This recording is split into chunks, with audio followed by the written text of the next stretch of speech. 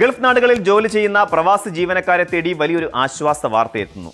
വരുന്ന വർഷം 30 ദിവസത്തെ വാർഷിക അവധിക്ക് പുറമെ 13 ദിവസത്തോളം ശമ്പളത്തോടു കൂടിയ പൊതു അവധികളാണ് യുഎയിലെ പൊതു സ്വകാര്യ മേഖലയിലെ എല്ലാ ജീവനക്കാരെയും കാത്തിരിക്കുന്നത്.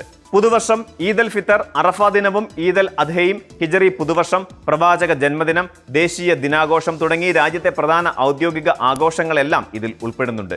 ഈ പൊതു അവധികൾ പലതും ശനി ഞായർ വാരാന്ത്യങ്ങളോട് ചേർന്ന് വരുന്നതിനാൽ പ്രവാസികൾക്ക് 3 മുതൽ 6 ദിവസം വരെ നീളുന്ന ദീർഘകാല അവധികൾ ലഭിക്കും. മുൻകൂട്ടി കുറഞ്ഞ നിരക്കിൽ യാത്രാ ടിക്കറ്റുകൾ പ്ലാൻ ചെയ്യാനും കുടുംബത്തോടൊപ്പം സമയം ചെലവഴിക്കാനും ഇതേറെ സഹായകരമാകും. യുഎഇ ഫെഡറൽ തൊഴിൽ നിയമപ്രകാരം പൊതു അവധി ദിവസങ്ങളിൽ ജോലി ചെയ്യാൻ നിർബന്ധിതരാകുന്ന ജീവനക്കാർക്ക് പകരം അവധിയോ അല്ലെങ്കിൽ അടിസ്ഥാന ശമ്പളത്തോടൊപ്പം കുറഞ്ഞത് 50% അധിക വേതനമോ നൽകാൻ കമ്പനികൾ ബാധ്യസ്ഥരാണ്. വാർഷിക അവധിക്കാലത്ത് വരുന്ന പൊതു അവധികൾ കമ്പനികളുടെ ആഭ്യന്തര നയങ്ങൾക്ക് വിധേയമായി ക്രമീകരിക്കാനും അവസരമുണ്ട്.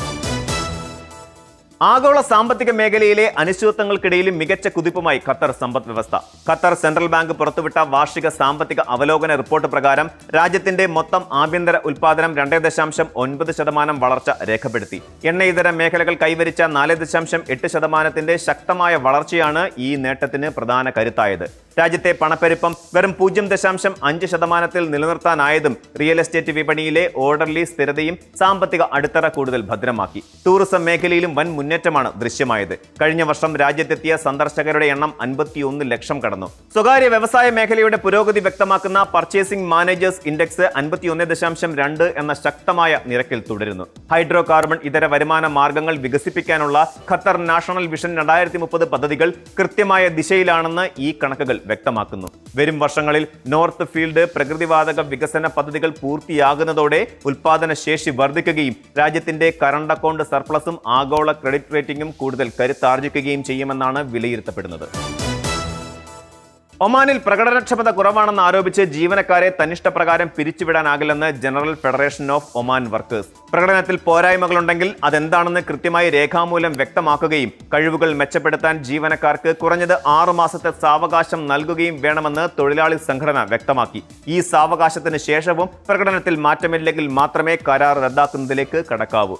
ജോലിയിൽ നിന്ന് ഒഴിവാക്കുന്നതിന് മുമ്പ് 3 മാസം മുൻപെങ്കിലും തൊഴിലുടമ തൊഴിൽ മന്ത്രാലയത്തെ വിവരമറിയിക്കുകയും വേണം. നിയമപരമായ മാനദണ്ഡങ്ങൾ പാലിക്കാതെയാണ് പിരിച്ചുവിടൽ നടപടിയെങ്കിൽ നോട്ടീസ് ലഭിച്ച് 30 ദിവസത്തിനകം ജീവനക്കാർക്ക് തൊഴിൽ അധികൃതർക്ക് പരാതി നൽകാം. ലക്ഷക്കണക്കിന് പ്രവാസി മലയാളി ജീവനക്കാരുള്ള ഒമാനിൽ ഈ നിയമപരമായ വിവരങ്ങൾ ഏറെ ആശ്വാസകരമാണ്. മുൻകൂട്ടി കൃത്യമായ കാരണങ്ങളില്ലാതെയും മന്ത്രാലയത്തിന്റെ അനുമതിയില്ലാതെയും ജീവനക്കാരെ അപകീർത്തിപ്പെടുത്തി ജോലിയിൽ നിന്ന് ഒഴിവാക്കുന്നത് അന്യായമായ പിരിച്ചുവിടലായി പരിഗണിക്കപ്പെടും. ഇത്തരം കേസുകളിൽ ജീവനക്കാർക്ക് അനുകൂലമായ വിധിയുണ്ടായാൽ വീണ്ടും ജോലിയിൽ പ്രവേശിപ്പിക്കാനോ കുറഞ്ഞത് 3 മാസം മുതൽ 12 മാസം വരെയുള്ള ശമ്പളം നഷ്ടപരിഹാരമായി നൽകാനോ കോടതികൾ തൊഴിലുടമയോട് നിർദ്ദേശിക്കാറുണ്ട്.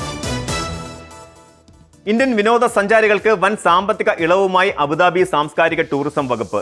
യുഎഇ സന്ദർശിക്കാൻ ആഗ്രഹിക്കുന്ന ഇന്ത്യൻ യാത്രക്കാർക്കായി സൗജന്യ പ്രവേശന വിസ പദ്ധതി പ്രഖ്യാപിച്ചു. അബുദാബി ടൂറിസം വകുപ്പിന്റെ അംഗീകൃത പങ്കാളികളായ 11 ട്രാവൽ ഏജൻസികൾ വഴി അബുദാബി യാത്രാ പാക്കേജ് ബുക്ക് ചെയ്യുന്നവർക്കാണ് ഈ ആനുകൂല്യം ലഭിക്കുക.